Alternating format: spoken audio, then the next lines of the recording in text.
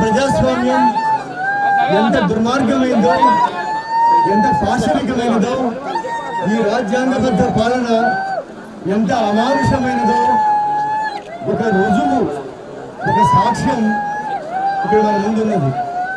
ఒక అద్భుతమైన నాయకుడు, లక్షలాది మంది భారత ప్రజలను కదిలించిన నాయకుడు, వేలాది మందిని విప్లవకారులుగా తీర్చిదిద్దిన నాయకుడు.